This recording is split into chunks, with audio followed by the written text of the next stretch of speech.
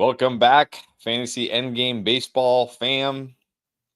We are back for another edition of Two Start Streamers heading into week 2 or week 3. I guess it depends. Weird. This is what's weird about baseball. There's a lot of things weird about baseball, but some sites say it's week 3 and some sites say it's week 2. I mean, I don't know if a Thursday through Sunday should count as a week. Well, what's your take on this, Pierre? Are we in week 2 or week 3?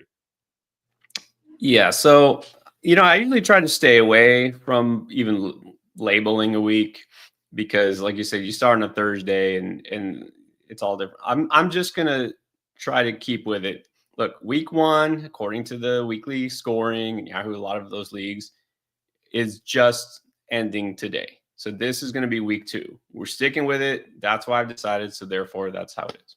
So we're going into week 2. I'm with you on that. I agree. I don't think a Thursday through Sunday should be considered a week. Come on, that's what, like No. 4 games, not enough. But anyways, we're here. Whatever week you want to call it, we're here for your 2-start streamers. You know I love streaming pitchers. You know I'm going to probably stream some of these guys for better or for worse. And let's get started with the list. And let's start with a guy I've already got on my squad. I drafted him. I'm happy I drafted him. That is Dustin May. Had a great first outing against Atlanta. Only went 5 innings. They did cap him at 81 pitches, but I do think they will slowly start to extend them. But I mean, 6 strikeouts, no earned runs, a .8 whip. You'll take that. And now the Nationals and the Cubs. So number 1 streaming option, this 2-star streamer, as far as the guys, obviously not talking the studs here, talking about like the guys that are available. Top 2-star streamer. I think so. And again, I don't know, probably another week or so, we won't say this anymore, but yes, streamers, meaning somebody you could just pick up pretty easily. There's a good chance he's available. Don't know if he's available in your league or not, if you're watching. If not, then just ignore and move on. Okay. That's why I like to go, to at least players that are typically less than 60 something percent owned. May is not universally owned. I know that because, he hadn't pitched for over a whole year. There's a lot of skepticism, and I get that. But we know he's got the goods. And the one thing I say, he's always been able to keep his ratios nice and low. He's just not a high strikeout pitcher. It wasn't a ton of strikeouts, but, a K per inning. If he can get that, that's a little bit better than his career mark. So, yeah, I mean, if he can just keep it together, Dodgers, for all the winning they've done, still somehow their pitching staff, that's what make sense to me. The team that won the World Series, the team that has the best record, well, they did until just like yesterday, but the best team still winning all these games, and yet their starting rotation is still very suspect. And I don't mean as far as talent, but I mean like performance. Like Snell is on the shelf now. Glasnow just got lit up. Sasaki hasn't been good, and yet they can barely only lose to the Phillies. But anyways, yeah, May, even if he just goes 5 innings, he can get you a win. So May should be your first option. All right, there you go. And then option number 2, a little more rostered here. So May, 50% in Yahoo. Tanner Houck, 68% in Yahoo. Gets the Blue Jays and the White Sox. You gotta love anybody pitching against the White Sox. Now, I will say Houck did make 2 starts last week, if you count it as a week. And they didn't go too well. He gave up 4 earned runs and only struck out 2 batters against the Rangers. Then gave up 3 earned runs and only 4 innings. Did strike out 6 against the Orioles. So you're expecting a bounce back this week with these matchups? Being optimistic here. And it's funny because it's very rare. I put a guy who was just on the bust video just last week. So yeah, he wasn't very good. Now, I didn't say give up completely. He's done. But yeah, the warning level is a little bit high here. So this is going to be your very risk reward type of pick. I don't expect him to dominate both starts, but I think he can be effective given the matchups, right? So if these were worse matchups, he might not even be on this list. But the White Sox, obviously, the Blue Jays have been good, but not great. So I'm going to give him a crack. I might even have him too high here. But yeah, Houck is a guy who, man, if this week doesn't go well, let's just put it this way. If this week does not go well for him, and I mean pretty well, then I think he's just going to need to be dropped everywhere. All right. So if you're willing to gamble, take a gamble on him. Now, speaking of gamble, this is This is why I play fantasy baseball right here, for this name right here. A guy 4% rostered on Yahoo. Nobody wants this guy. Hayden Wesneski, is that how you pronounce it? Yep. But I don't care, because he gets the Mariners and the Angels, two of the worst offenses in the league. Now, last week against the Giants, he didn't do great. 5 innings, did strike out 6, but gave up 3 earned runs. So I'm guessing this is just because of the matchups. Yeah, clearly. Well, I mean, he's a pitcher who is he's a streamer, right? Sometimes he'll look good, sometimes he won't. He could look good against these two teams, the Mariners and Angels. So yeah, this is definitely based on the matchups themselves. He did get 6 Ks in 5 innings. He can get you some strikeouts. Being on the Astros, he can get you a win. So this is what you're looking for. Try to accumulate a little bit of counting stats, and hopefully he doesn't do too poorly. Look, even in a quality start league like ours is, I think he's a pretty solid option. He might honestly be a better option than Houck, but he doesn't have the track record, and I don't know. I might actually need to put him a little bit higher. But again, am I really going to put a lot of trust in Wesneski? Which tells you, I'll just say right now, looking at the options for this coming week, there are just not a whole lot that I like, because we're on number 3, and I'm already like, so a lot of those kind of fringe streamer types who'll get 2 starts, right? These are your number 4 or 5 rotation arms. They had their 2 starts last week just because of the Thursday thing, right? Just the way it fell. So there's not a lot of good options this week just because of the way the schedule quirk has worked out here.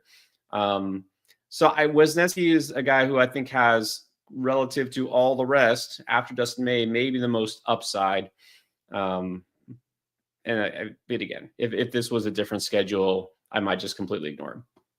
Yeah, you're right. Like I was looking at the 2-star streamers, and there's a lot of stud pitchers making 2 starts this week, but not a lot of those fringe guys. Speaking of another fringe guy, another 4% rostered guy here, Michael Lorenzen. Not quite as good of a schedule as was Wesneski. Twins, not the, that shouldn't scare you too much. And the Guardians, I mean, I guess that shouldn't really scare you too much, those 2 lineups. He did have 1 start last week against the Brew Crew. Did strike out 7 batters in 5 1/3. That's the good news, but gave up 3 earned runs and 5 hits and walked 3 batters. So a lot of base runners in that game. So again, this is risky streamer here, but it is what it is. It is what it is. Well, here's your floor option, I guess. More very unexciting kind of guy, Lorenzen. He's a veteran. He can strike out batters. And I will say, with the Twins, that's going to be an interesting one to see, because if you look as of right now, the Twins have the league's worst team batting average. And if you remember the first weekend of the season, they couldn't hit anything. And they even lost to the White Sox. That's how bad it was. But the last couple of days, all of a sudden, guys are waking up. Carlos Correa finally decided to get a hit, right? Matt Wallner, one of my favorite sleepers, finally has done something, had a multi-hit game. And so they're coming around, and part of it's injuries, obviously Royce Lewis and, a couple of guys who were hurt. But I don't think that Lorenzen will get hit too hard by the Twins. He's seen them before, same division. I think Lorenzen is fine. He's more of your safe play here. And same thing with the Guardians, another central matchup. Guardians are not a scary lineup, not hitting the ball too well so far this season. They're on the road in Cleveland, which is typically a pretty good thing. So yeah, I think Lorenzen is probably your option that, if you don't want too much excitement in your streamers, which is probably a better idea than a guy like Houck, then yeah, you can go for him. All right, and then I kind of feel that way about this pitcher too. This guy was one of my favorite streamers last year. In fact, I think it got to the point. No, not quite to that point, but I'd certainly streamed him a lot. That's Simeon Woods Richardson. It's the Royals and the Tigers, so not the best matchups here, but not the worst. Not like he's going against the Yankees or anything. Only 3% rostered. He has made 1 appearance. I remember he's coming back from an injury, and they limited him to just 82 pitches, 4 innings. Now, he was good in those 4 innings. Now, granted, it was the White Sox. 5 strikeouts, only 2 earned runs. So you think they stretch him out a bit more this week? They should. I think it'll be fine. He's not a guy who ever goes really deep, anyways. So 6 innings would be fine. Wood Richardson's probably somebody I was a little overly optimistic on last year. He turned out to be a streamer, right? A guy who Right. sometimes in good matchups was fine. So this is probably your slightly less exciting version of Michael Lorenzen. But again, the Royals and the Tigers, not too bad. We'll kind of just ignore his first start because, like you said, it was just coming back and from injury. So he'll be fine. But now as we're already getting to this semi-desperate range where it's like, and I want to say this too, you don't have to start a 2-start streamer if none of the options look good and those top couple guys in your league are not available. It's okay to just take a pass. Like, you know what? It's worse for you to have a guy in there who gets hit hard. Yes. The strikeouts and the possibility of a win or something like that is not going to offset the damage to your ratios. Now, if it's a weekly league, okay, like how much can he really hurt you? But again, we're already kind of scraping bottom barrel here, but I've still got 2 more names I want to throw out there just in case. Because look, there is, with the tremendous risks, some upside. All right. Well, let's get really, really deep here. How about a guy 1% rostered, which means he's basically not on a team. And he pitches for the White Sox, which can't make you feel good. Shane Smith. But I will say this. Well, first of all, Guardians, Red Sox. Red Sox, I feel like their bats are starting to come around after their terrible start to the year where nobody could buy a hit. But I will say this about Shane Smith. He was not bad in his first start. He got the dreaded 5 2/3 scoreless innings, the very tilting, the face melting. Why can't you let him get one more outing, which seems to happen quite often in Major League Baseball, 1 out away from that quality start. But look, 5 2/3 scoreless. You gotta like that. Now he only struck out 3, but still, you'll take 5 2/3. Actually, it wasn't scoreless. Why did I say scoreless? Two runs, I think. 2 runs, but even still, 1 out away from that quality start. Still pretty good. All right, Shane Smith. Sell me on the White Sox starter, Shane Smith. Well, if you're in a very deep league, an AL only league, you're a White Sox fan. No, look, Shane Smith is talented, obviously not experienced. He was really great in the spring, and that's why he earned himself a spot in the rotation. Acquitted himself pretty well in his first start, but obviously the warning here is not just the fact that there's, he's going to be hard pressed to get a win. He could get you a quality start if he just lasts a little bit longer. But, think about Sean Burke for the White Sox. Looked actually really good in his time last year toward the end of the season for the Sox, and looked good this spring as well, and looked really good in his first start, and then not so good his second start. So, again, always buyer beware with any young pitcher. He does have some untapped potential. Stream at your own risk, though, is what I'm going to say. All right. Now, speaking of young pitcher, I was kind of surprised you didn't have him higher, but then I look at the schedule and I think I know why. That's Casey Mize, who I really like. Casey Mize had a great first start this year. Now, granted, it was the Mariners. He did go 5 2/3 scoreless, so he did get the very tilting. He hasn't given up a run. Why are you taking him out of the game start, which is very frustrating. But look, 6 strikeouts. He looked good. Like I said, only walked 3. But got to have a big but here. He gets the Yankees first.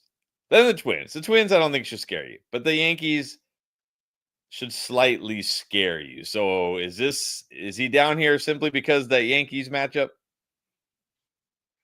Yes, definitely yes.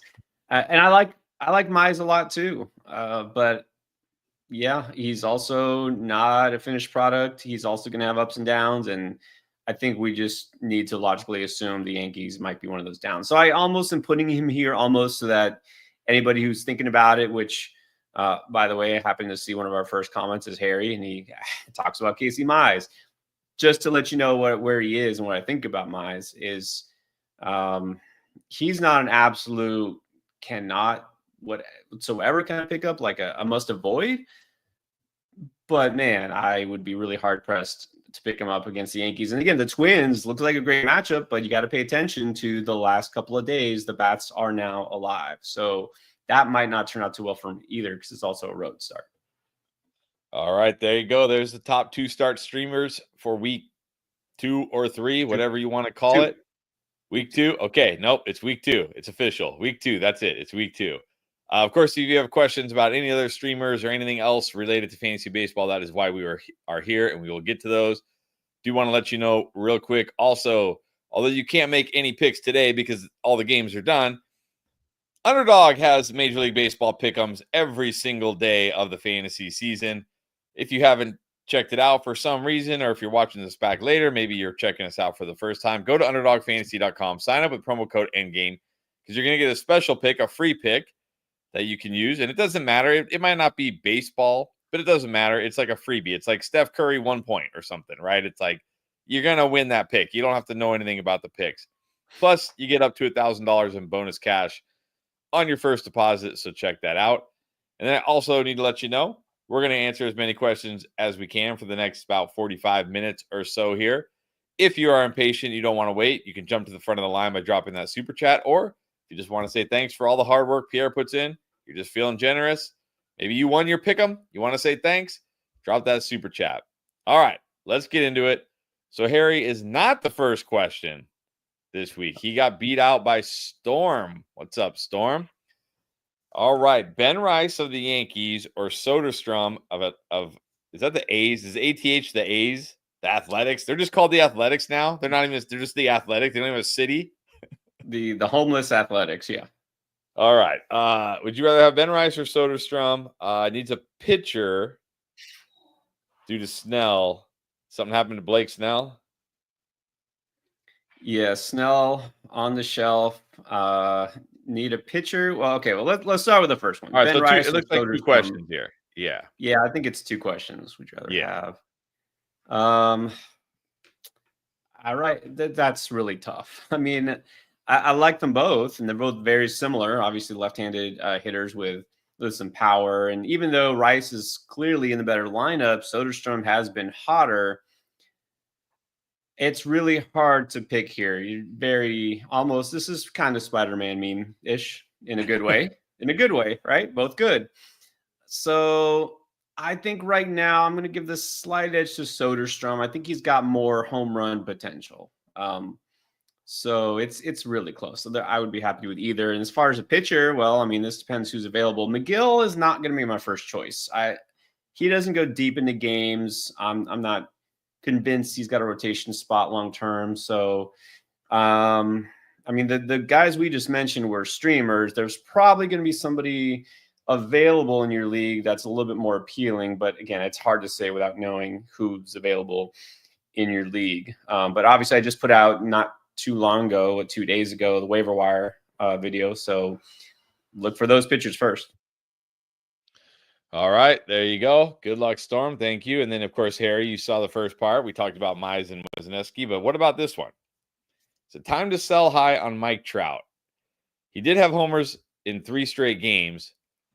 Still only batting 188 on the season. I'm pretty sure I know how you feel about this. If you somehow in some crazy world had Mike Trout, would you be selling high? Of course I would.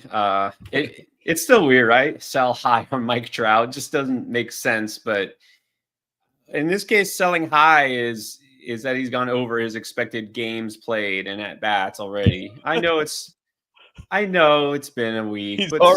He's already over his expected games played. What? Yes, he's maxed out. You know what I think about this. You know what's coming. You know what's coming. It might be a month from now. It might be, but you know it's coming. Season-ending injury is coming. But here's the thing. Even if, let's say, the crazy thing happened, he doesn't get hurt going out. This is not Mike Trout. This is not prime Mike Trout. You're not getting 45 home runs and 20 stolen bases. You're not getting any stolen bases really these days. Hardly. I mean, a couple, sure, but you can't count on that. He's not going to do anything close to what you think of when you think of Mike Trout. So if anybody has illusions, or I guess I should say delusions, that Mike Trout is going to be like vintage Mike Trout, yeah, sell. But again, sell high. Don't say your expectations unrealistically high. You're not going to get Jose Ramirez or Bobby Witt for Mike Trout. So, but yeah, if I can get a good return, I'm doing it. All right, go do it. Go do it, Harry. All right, Cerulean Dog, what is up? Wants to know, what are your thoughts on Sean Murphy coming back? It's funny. I wasn't really in on Sean Murphy before he even got hurt. And now coming back, doesn't matter. Sean Murphy was bad last year. This Braves offense is just also, I mean, kind of like what we just said with Mike Trout. You expect that version of the Braves offense from a couple of years ago to come back. It's just not happening. So I really am not interested in Sean Murphy. All right. There's his thoughts. All right, Brandon wants to know, by the way, this is a points league. Would you drop Alec Bohm for either Max Muncy or Hayes from Pittsburgh? No, I like Bohm. I'm really big on him. I mean, he hasn't been one of those guys who's horribly slumping or anything. Now he's in a great lineup. He's in a great spot to produce runs. He always hits for average. He's going to get you 90 RBIs probably. So no, I'm not dropping Bohm, especially not for those guys. All right. There you go. And now Frank looking for some closers. What's up, Frank? Remember, he was doing the auction draft during our first stream. What would be smart fab bids for Santana and Conley? Bender's rostered. Luke Jackson went for 156. That's okay. That's a bit insane for a closer. Because just for reference, anybody who doesn't play NFBC leagues, this is a $1,000 fab total for your year. You're spending 15% on a closer who wasn't a closer last year. Not you, Frank. I know you said somebody did. I wouldn't do that. That's I don't care. You'd have to be really desperate for saves or a really big Luke Jackson fan. I'm not. I actually have a bid in for Conley in one of my leagues. I think that my TGFBI league. I think I put like $19 maybe. It's probably not even that much now that I think about it. I'm not overspending on a potential part-time closer because remember, the Tigers do not go with one guy. No matter who it is, they'll be mix and match. Foley, we thought Foley was going to be the closer, and he's in AAA. He'll probably get called back up. It'll be Holton. It'll be. I'm spending a few bucks, and if I don't get him, oh well. I'm not sad. Santana, he is what he is. He's a nice fill in on your utility spot, your corner infield spot, but I'm not overspending for him. Like honestly, even if the people out there are going crazy and throwing out their money early in the season, let them. I'm not spending, $30-something on Santana. So if you really need him, like you need a bat and there's nothing on the waiver wire, I guess you can go in the 20s, but that's as high as I'm going to go. And Conley, I'm not even going 20. Conley, I don't know. Whatever. All right. There you go. Thank you. That is a good segue because Steven wants to know, his zero closers, what is an appropriate bid for Luke Jackson? First time playing fab. Well, I mean, if you have zero closers and you need saves, then at this point, you might want to ask yourself, do you need saves or are you just punting? Because you have zero closers already.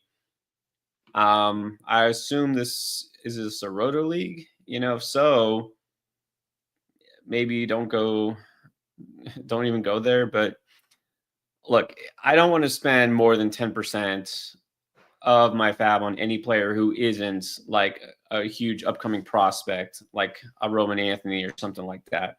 I don't want to spend up too much of my fab on a closer who could lose his job with a couple of bad outings. So if you really are desperate and you really want those saves, I guess you could go up to 10%. That would be my max.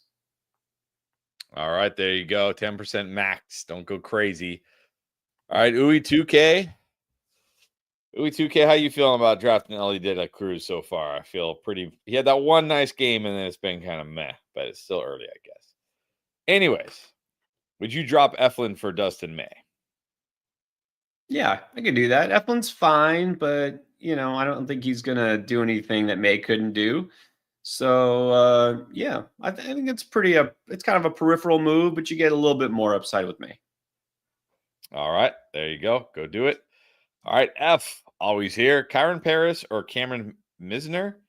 Worth an ad or do we think they're just flashes in the pan? Well, we were asked about Paris a few days ago.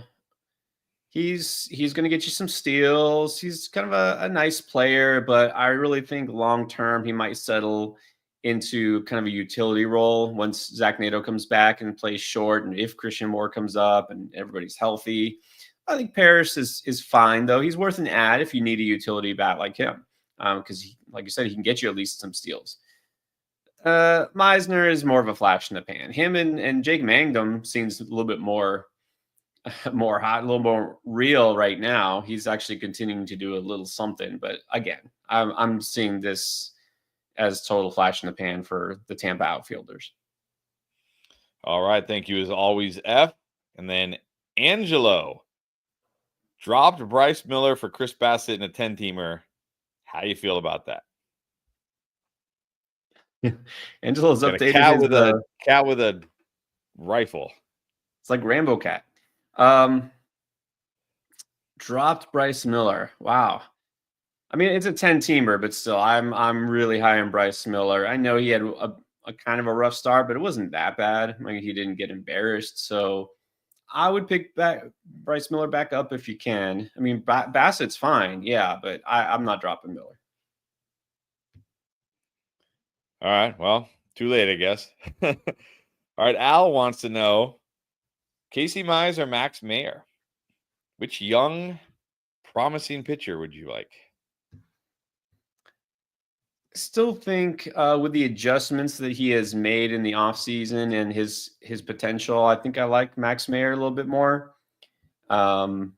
He's getting strikeouts, and you can't count on wins, being that he's with the Marlins. But other than that, I actually like him. He's looked good so far in his first couple of starts. He added some pitches, new pitches during the offseason. So I'm going to go with Meyer. I know Mize technically should have the slightly higher ceiling, but I still think he's, like I mentioned earlier, a little bit of work in progress. All right. Thank you, Al, as always. And then I guess going back to Angelo, he wants to know what's going on with Bryce Miller and Brian Wu. Although I think Brian Wu had a nice pitching outing today, didn't he? I think he was okay today. Yeah, it was fine. I think it was fine. If I remember, I think he gave up 4 runs in 6 innings. Like, it wasn't bad. I mean, obviously, I'm big on those 2 pitchers specifically, and Seattle staff we know was the best in the majors last year. So you expect better, which is normal. But again, 1-2 starts. They'll be fine. All right. So nothing's wrong with them. No, nothing wrong. All right. Anthony's saying I still like Wu and Miller. Okay. All right, Frank coming in with a trade question. We always definitely like trade questions, which is interesting because one of these guys you just traded to me this morning. Well, I guess we technically did it a couple of days ago, but it went through.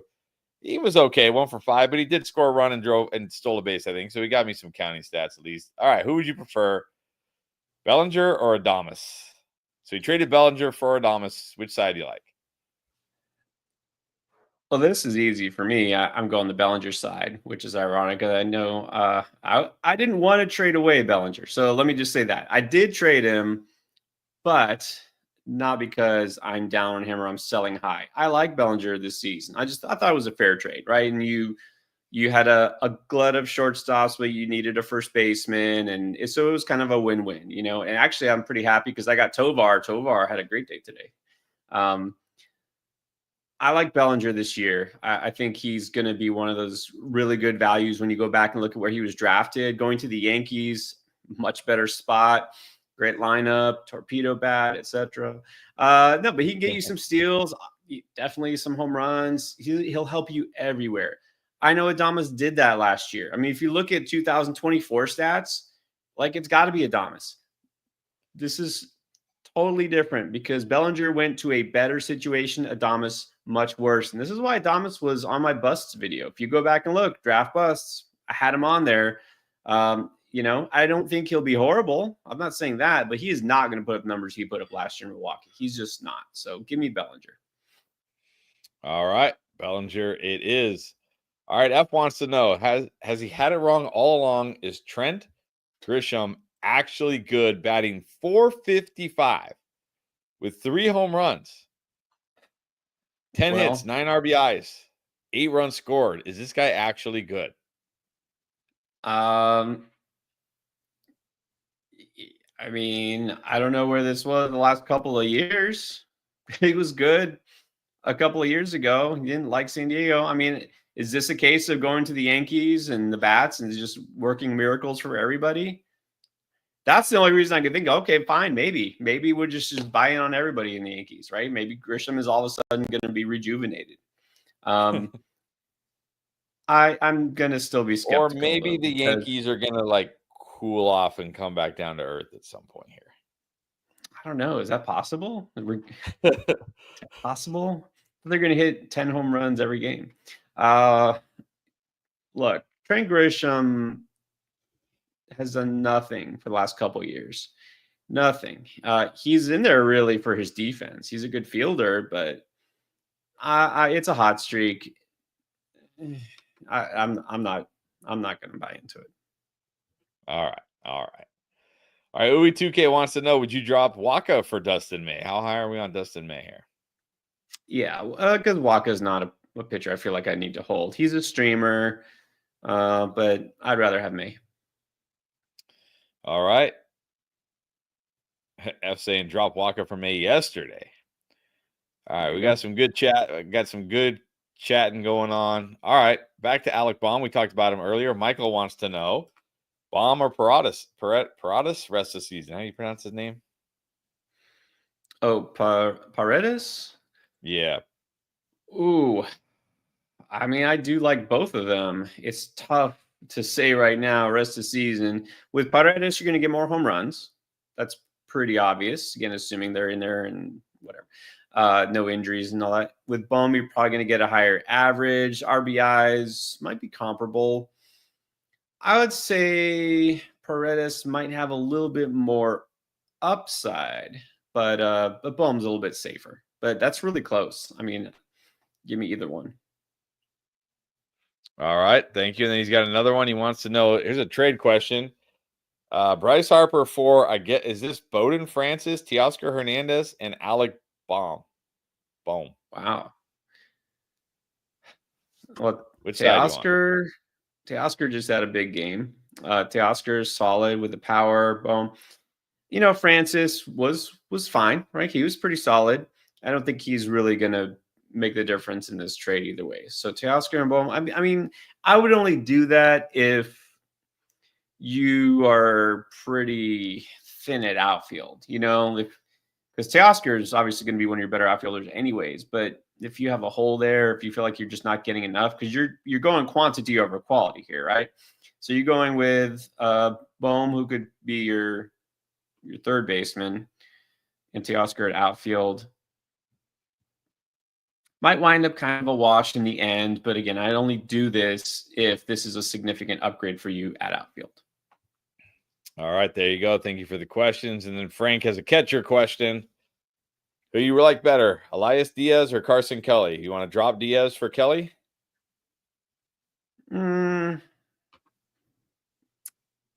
No, I still think I slightly prefer Diaz. You know, Kelly had a huge game the other day. That's not going to happen again. So give me Diaz with a slight edge.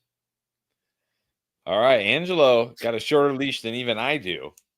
Oh, saying he's dumping Carlos Rodon, if he stinks tomorrow. What do you think? It seems a little premature. Angelo, you don't have to go dropping all these pitchers after one not so great start. I mean, seems like you want to get rid of him anyways. Rodon will be fine. He usually starts out a little bit slow. I don't think you have to look. Even if he does stink tomorrow, I'm sure somebody will take him off your hands. You could trade him. There you go. Don't just drop him. Trade him. All right, let's talk about prospects. Anthony wants to know: do you think we see Hayden Birdsong get into the rotation before the All-Star break? It is possible. It is possible. Right now, they're looking at him as kind of a long reliever, but there's no sure thing. He was in competition for that 5th starter job, so very possible. I think that I would hold on to him. You know, I feel like was it Roop? Landon Roop didn't do that great his first start. I feel like he's not going to last all season, maybe not half the season. So very possible. All right. Thank you for the question. And Michael, I'm so glad you asked this question. As somebody who drafted Mark Vientos, I think he's got his average all the way up to 0.97. I think he's got 3 hits. The real catalyst for our trade for me, and I sent out trade offers to like half the league, and you were the only one that accepted. Now, of course, in fairness to the other people in the league, you and I can negotiate offline, right? Because we did, right? There was like 4 or 5 different versions of our trade before we finally settled on one. It wasn't like I sent it, you accepted. I don't know the other people in our league, so I can't like just say like, "Hey, what do you think of that offer?" Like, and you're like, "Well, I think you know what I mean." I can't do that. So, in fairness to them, nobody accepted my offers, and I did shoot for some high people as well. It wasn't like I just sent out like but Vientos was a big reason why I needed to trade, because I'm like, I got to get somebody else in my third base slot until this guy learns how to hit a baseball again. So, that being said, I know you didn't like him coming into the season, but if you have him, are you holding? Or are you just like, nope, I'm done? Oh, come on. It's too soon to be done with anybody. And I'm not a believer. Well, I believe that I know about the sunk cost fallacy. You're like, well, I drafted him, whatever. Like, who cares? Nobody cares. It doesn't matter. Why do you care where you drafted him? If you look at the guys hitting 0.67, like, oh, but I drafted him. Oh, well, in that case, that's going to get you extra points. It doesn't matter. But it's April 6th. He's sucked so far, but let's give him some time. Some players have their slump in the middle of the season. Some have it late in the season. Some have it at the beginning of the season. Now, I will have to say, like you mentioned, I did have concerns about Vientos because he's a pure slugger. He's a boomer bust type. So when things are going well, he'll look like the next Aaron Judge. And when things go like they're going now, yeah, he'll look like he doesn't belong in the starting lineup. And you know what? He might not be in the starting lineup much longer if he continues this way, except that Brett Beatty is doing worse. And so they don't have a lot of great options, and Mauricio is not ready yet. So am I concerned? Absolutely. Of course I am. And in fact, tomorrow's panic video, going to talk about Mark Vientos. But I'm not dropping him. Do not drop a guy like this just yet. It is way too early to drop. Can you bench him? Absolutely. But hold him. Yeah, that's what I'm doing, Michael. He's just going to chill on my bench. Luckily, that trade I made with Pierre gave me some flexibility. So now I have, because before I had to start Berger at first. I had to start Brendan Donovan at second, which I didn't mind at all. He's been great. And then I had to start Vientos at third. And those were my only options. I had no other choice like that. So that trade freed me up to put Vientos on my bench. And now I can put like Donovan, because I also got Brandon Lowe. So I can put Donovan at third or Berger at third or whatever. So I'm going to bench him. But I'm also going to say this, Michael. As soon as that guy hits a home run on my bench, he is back in my lineup.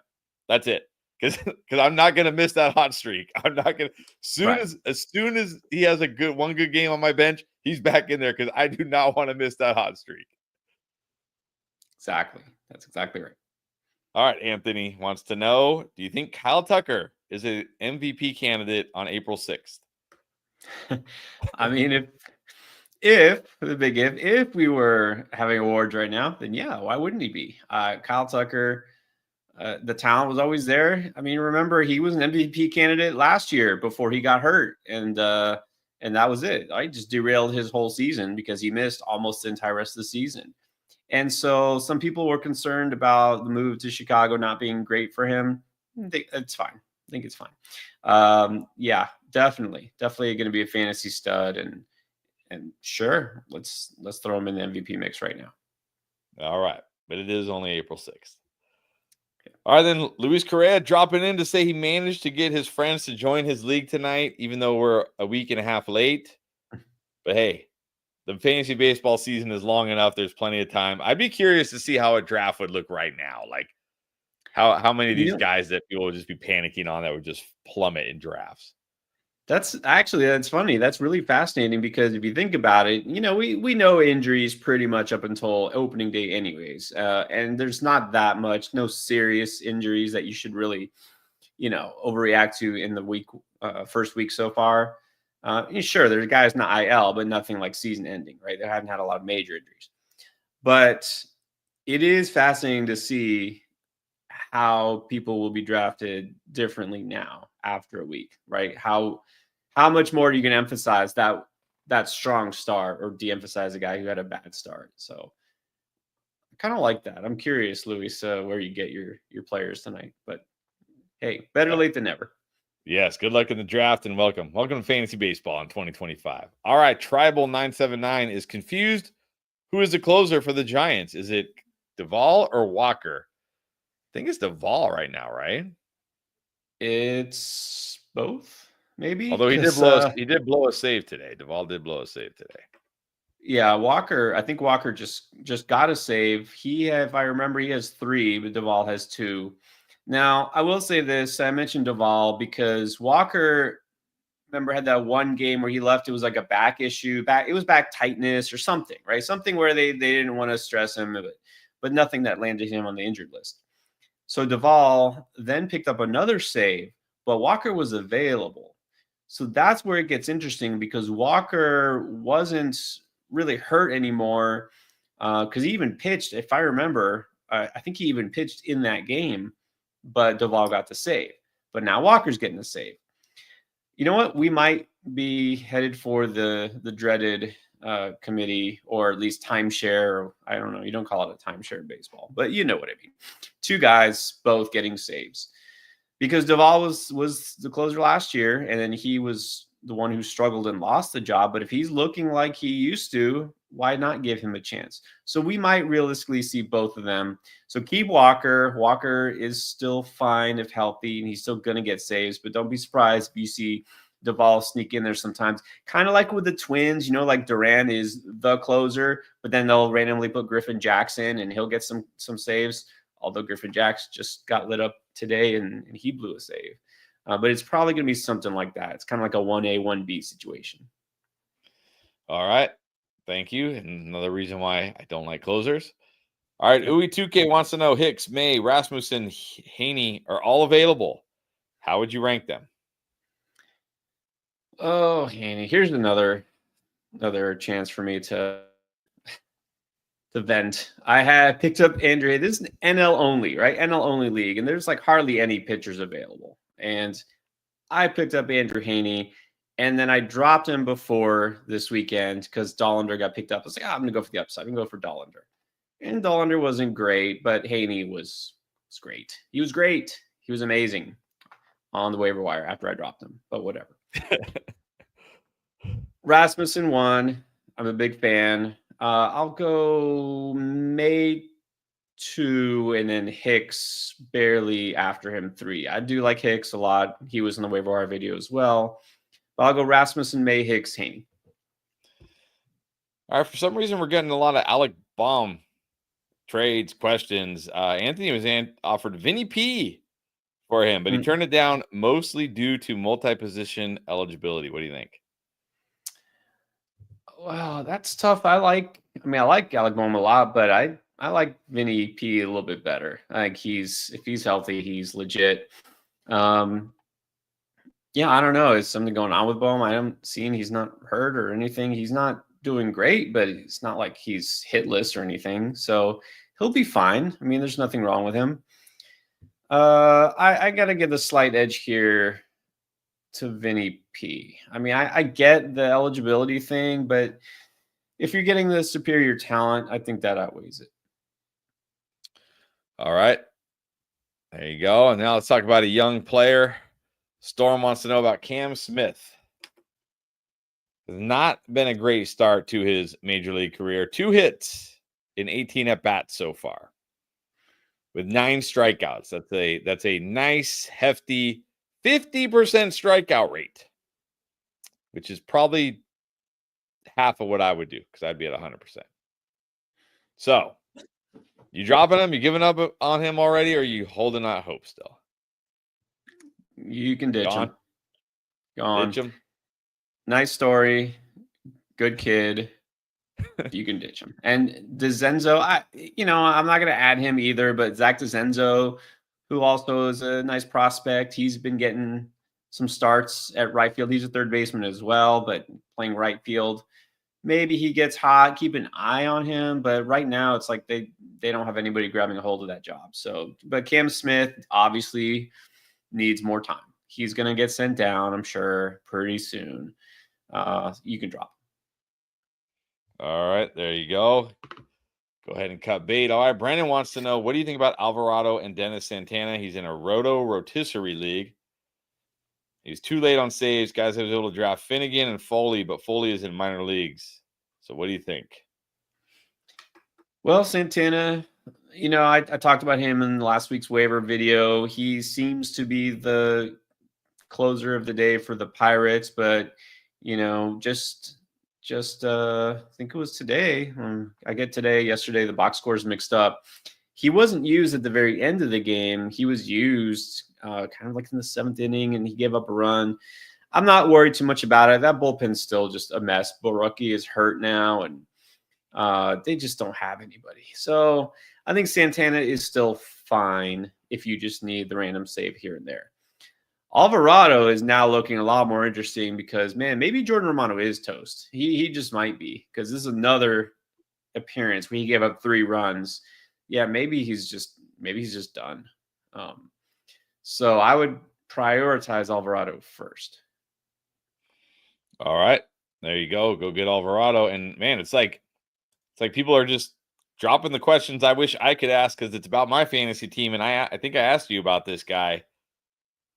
All right, what's going on with Anthony Santander? Now, I know, like, when I drafted him, I did not think I was going to get 44 home runs like I got last year. But you look at the last 3 years. So I know some people, like, because I like to read those Yahoo chats, they're kind of funny. The comments. Some people are saying, oh, 1 year wonder. But this guy had 33, 28, and 44 home runs the last 3 years. I wouldn't call that a 1 year wonder. I mean, we're talking about pretty consistent power here. So there is one big issue, though. He's not in Baltimore anymore. Is the change of venue the issue here, or should Uwe 2K and myself, like Aaron Rodgers once said, RELAX? Well, I mean, sorry, guys. I hate to say it, but I think it's a problem. I had Santander in my preseason buzz video also. Again, what I'm saying here, when we use the term bust, I'm not saying, just he's going to be drop worthy in the middle of the season. He's going to be horrible. Just relative to where he was being drafted, relative to what you expect, relative to last year. He's not getting 44. Okay, fine. Nobody was really expecting him to do that. I'm not sure if he'll get to 30. I do think that the change of venue is a problem. I do think the change from Baltimore to Toronto in that lineup isn't as good. He's still going to get you some home runs, but also, here was my thing with him. You're getting a trade-off here. He's one of those players who will hit home runs at the cost of batting average. He's going to hit you, 240 something, 230. So similar to a Mark Vientos, except a little bit more stable. I mean, I think it's a problem, and I don't think you have to try to sell him now, but just have realistic expectations the rest of the season. All right, so piggyback on that. So I'm starting Jackson Merrill in outfield every week. I'm pretty much starting Heliot Ramos right now, although we'll see how long that lasts. Would you just start Tyler O'Neill or Ian Happ over him for the time being? Yeah, O'Neill's gotten off to a good start. I think, look, if health is not an issue for Tyler O'Neill, I think he will outproduce Santander on a per game basis. And Santander, one of those guys, as soon as he hits that first home run, back in the lineup and ride the wave for however long it goes. Yeah, but he's not quite as streaky. Like O'Neill can get crazy streaky, right? He gets hot and then he gets hurt. Santander is more steady and consistent.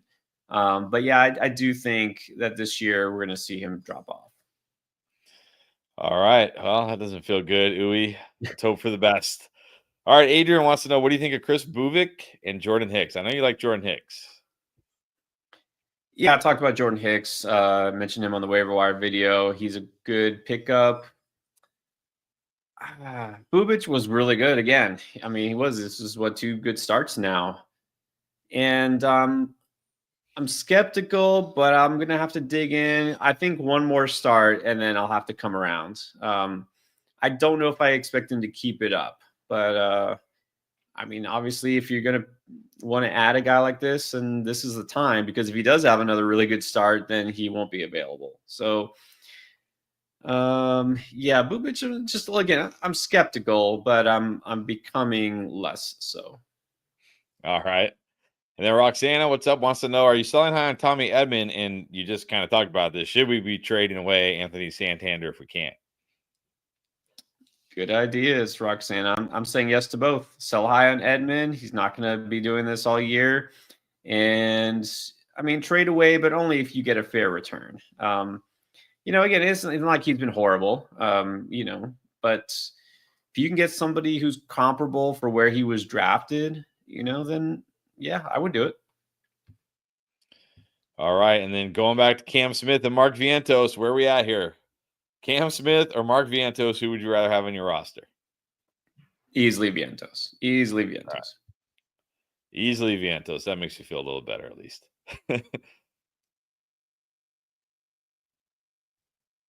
All right, Uwe saying, yeah, okay, I can relate, Uwe. Yeah, not thrilled with Ellie De La Cruz. Ellie over Aaron Judge. Just worst decision in fantasy baseball history. The fantasy gods dropped Aaron Judge in my lap at pick 4, and I said, no, I'm taking Ellie De La Cruz. What a mistake. Aaron Judge might hit 75 home runs this year. Crazy. It's possible. It's looking possible. I will say this, that matters a little less in a weekly point, head-to-head league, because he's not, not helping you like lap the competition in that one category. You know what I mean? So I don't know. I think Aaron Judge helped people lap home runs this week. Yeah. And probably RBIs and probably even runs. What did he have? Like 17 RBIs, 14 runs, 6 home runs. Like,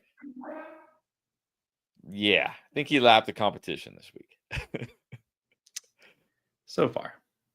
All right, Roxanne wants to know, in a points league, would you drop Paredes and keep Matt Shaw at third base?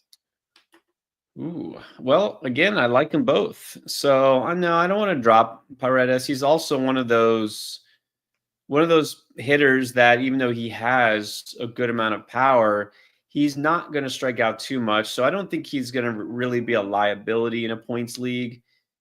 He'll get going. I think he'll be fine. So I don't want to drop Paredes. But if you want to start Shaw over him, I'm okay with that. All right. There we go. And I know how I feel about this, but Torres wants to know, how do you feel about Eugenio Suarez hot and cold? That's exactly how I feel about it. Ride him while he's hot, bench him when he's cold. I feel like you hit the nail on the head. That's it. He was crazy hot, and now he's about to get crazy cold. So, unless you're in a weekly lineup league, where you can only set your lineup for the week ahead, you could just look at matchups. I mean, if he's facing a tough righty, you sit him, or if he's just in a slump, you just sit him. If he's facing a pretty easy pitcher or lefty, then you put him in there. So that's it. He's one of those guys. It's all or nothing. All right, and then El Diablo with the Talladega Nights. Ricky Bobby wants to know, when, if ever, is Zach Veen getting the call up? He should soon. Doesn't mean he will, because Rockies. But hey, they already promoted Dollander, which was pretty aggressive for them. So it might not be too long. I think it's time to start looking at it, because they DFA'd Hilliard not long ago. They could use the help. So I don't want to say it's going to be for sure in April, because I wouldn't be surprised if they waited. But I think this is the time to start considering stashing him. So I'm considering putting him on the Beat the Breakout this week. All right. Stay tuned for that. And then there's been some slow starts, but what about Jake McCarthy? Yet to have a hit He does have a stolen base though, and somehow he has 2 RBIs. Not sure. I guess sack flies or something, but yeah. Can we drop him? He is definitely not a must hold, and I don't think he'll ever be a must hold. He also feels like a player that enjoys the second half much better than the first. So yeah, drop him, and then you can circle back around if he happens to get hot. All right, thank you, El Diablo. All right, and then BTC made with another one. Speaking of call ups, what about Nick Kurtz? When does he get? He doesn't say picked up, called up. When does he get called up?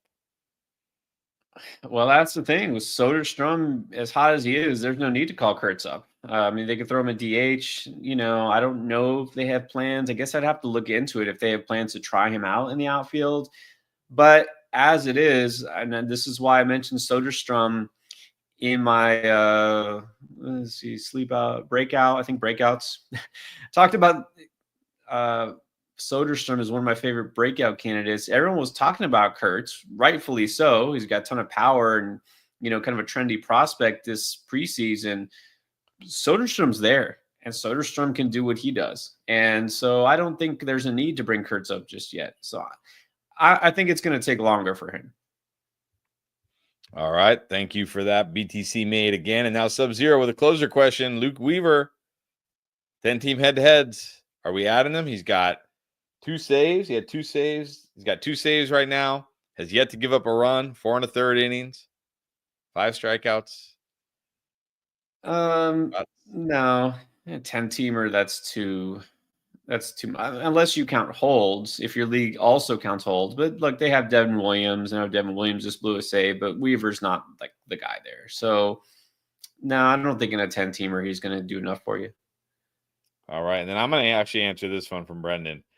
Should I drop Ronel Blanco for Bailey Ober? I literally tried to drop him after his start today, and Yahoo would not let me drop him. Look, I gambled on him. I waited on starting pitching. I gambled. He's gone. Yeah, I would do this in a heartbeat. Guy, get out of here. Terrible. Yeah. Terrible.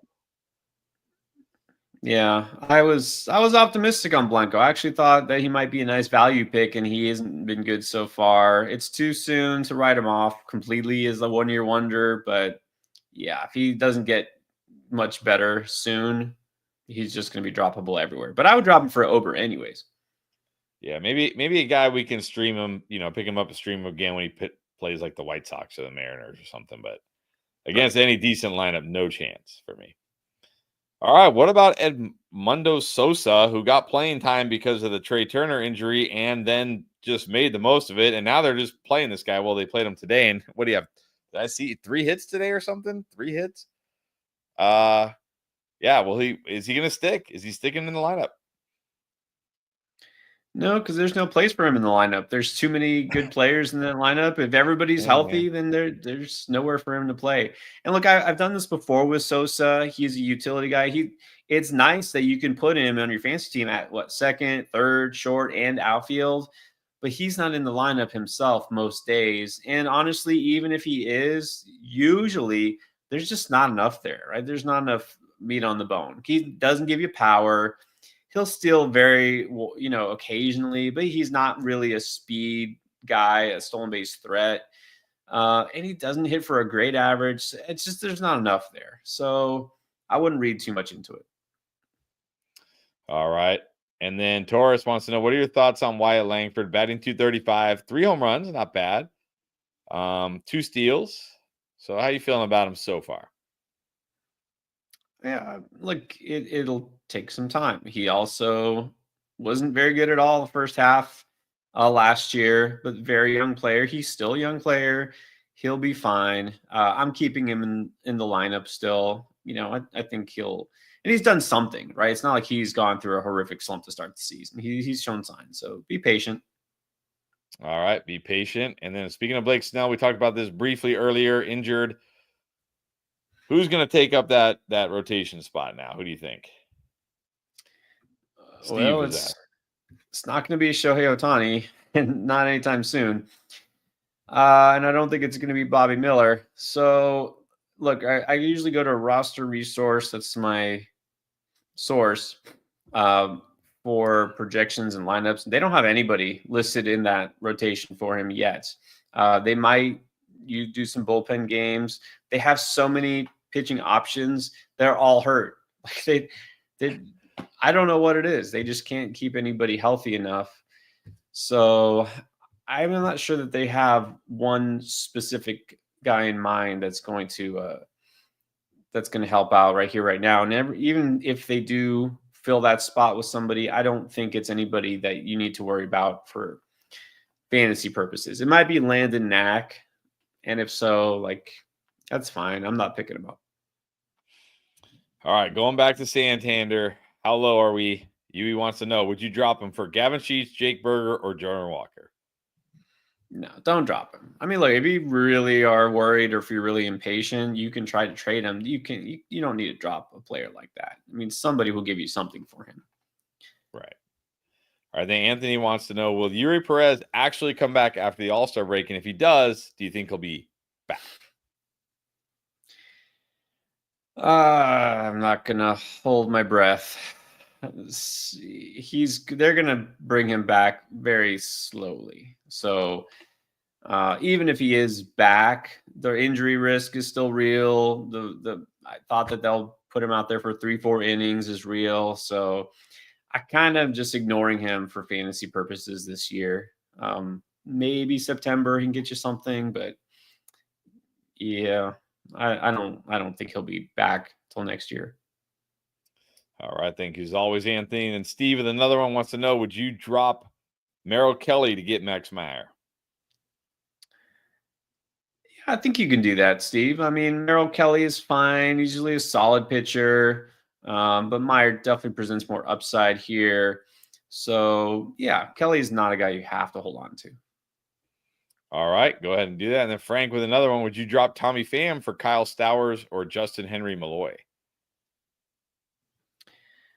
I actually picked up Justin Henry Malloy in a deep league that I'm in, and he's been playing a little bit. He's got some power, but I don't know if he's ready to be a regular contributor for fantasy.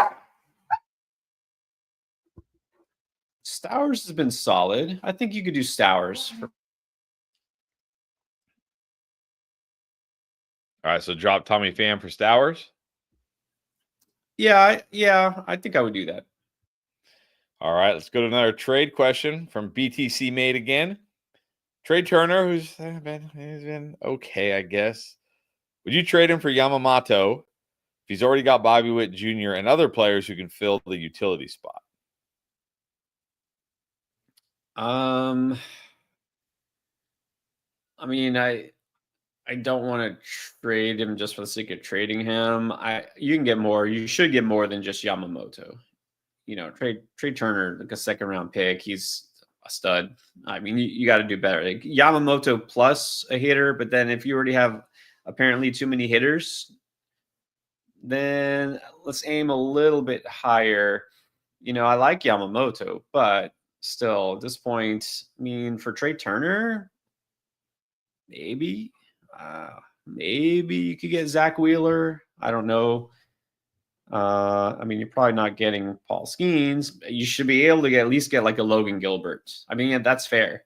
And look, somebody might not want to trade their ace for a hitter, but that's it. You know, I think if you go for Yamamoto, I would still want a little bit more also in return. Maybe it's another pitcher. All right, there you go. Go get more or shoot higher. Aim higher. All right, Uwe2K, who needs holds. Centillion, Kasperius. Sounds like a gladiator Roman Empire movie. What are these names? Estrada. Look like the better options. Also, Alvarado is available. Could he be a source for both holds and saves?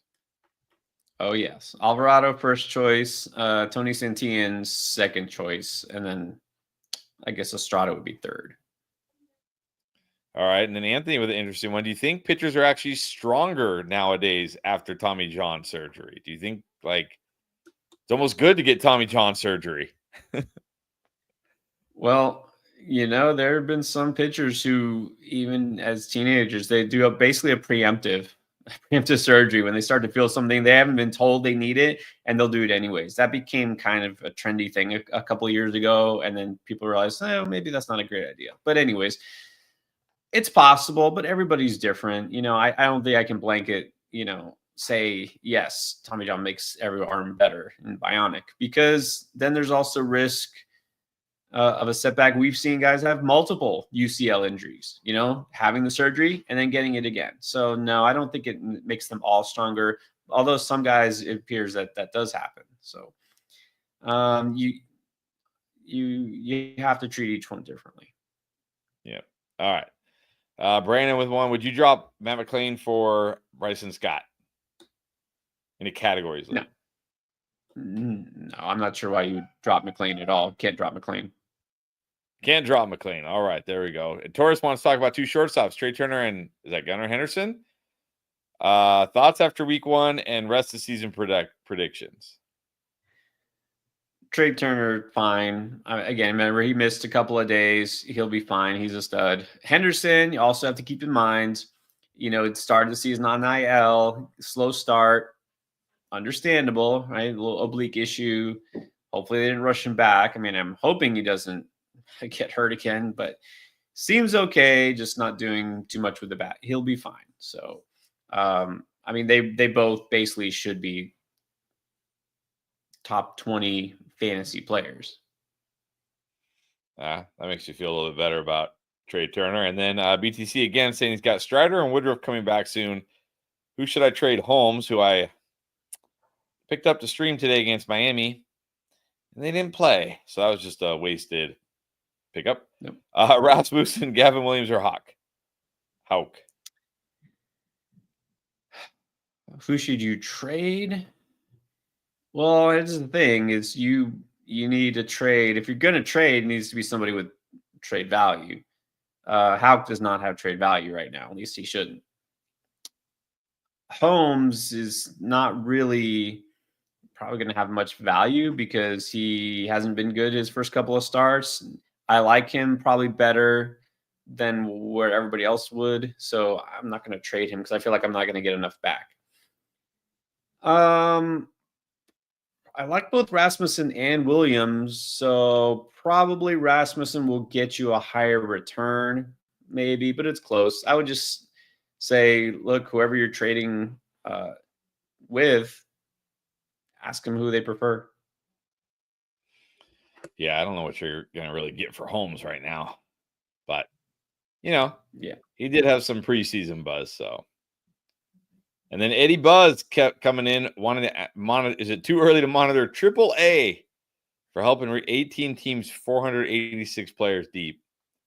Looking at players like Brooke Baldwin, Max Muncy of the A's. Is that different Max? Gio Urshela, Trey Sweeney. I mean, yeah, it's 486 players deep. Like, there's not going to be a lot on your waiver wire. Yeah, I mean, if it's that deep, then you should always be looking. You're going to have to be looking at AAA. Well, Eddie, I don't know. How about this? How about some other names? Some more specific names here. Carson Spears, Jack, however you pronounce that. Any chance Eloy gets called up soon for Tampa? I wouldn't count on it. Even if Eloy does get called up, do you really want him in your lineup? Did you really trust him? So no, Carson Spears, nah, he's gonna be good. Kokanowicz, I picked him up in a league. He's fine. He's solid. He's just he's fine. But I do every week beat the breakout, talk about players who are in the minors or maybe just did get called up that you could look at. And a lot of times there aren't rostered. At least most of the players talk about aren't even rostered yet. So there's always players who could get called up. Thomas Sagisi just did get called up and played because Nolan Gorman is on the IL. So I don't know if he's available in your league or if that's too obvious. But yeah, I always try to mention some deeper options here. So those others, no, I wouldn't worry about those. Speaking of Beat the Breakout, I think you talked about him on Beat the Breakout this week. Jacob Wilson, what are your thoughts? Love Jacob Wilson. Yeah, he's a solid pickup. I mean, he's owned in some leagues, but most have not caught on here. Yeah, you're not going to get much in terms of home runs or steals, but man can hit. I should say the kid can hit. He's still a kid. Yeah, I like Wilson. All right. I think we're about caught up. We're a little over the hour mark now. Appreciate everybody being on here, of course, all the regulars. And if you just caught us for the first time, appreciate you as well. One quick reminder before we get out, don't forget Underdog, although you can't get your picks in tonight because there are no picks. They got picks, Major League Baseball picks every single day, plus picks for every other sport. And if you join right now using promo code ENDGAME, you're going to get a free pick. It may not be a baseball pick, but it's okay because it's free. It's a win. You don't have to know anything about the sport or the player. It's a guaranteed win. Plus, you're going to get up to $1,000 in bonus cash for trying it out. So definitely check that out. And we will be back here Wednesday, I believe, midweek of week 2. Midweek of week 2. Week 2, Yui. Get you caught up on what's going on in week 2 and get you ready for the rest of the week and whatever's going on. Answer all your questions, of course. Don't forget, videos coming out. We got Panic tomorrow, Beat the Breakout, Buy Lows, Sell Highs, Waiver Wire, everything you need to dominate this year. Make sure you're subscribed, got the notifications turned on if you don't already.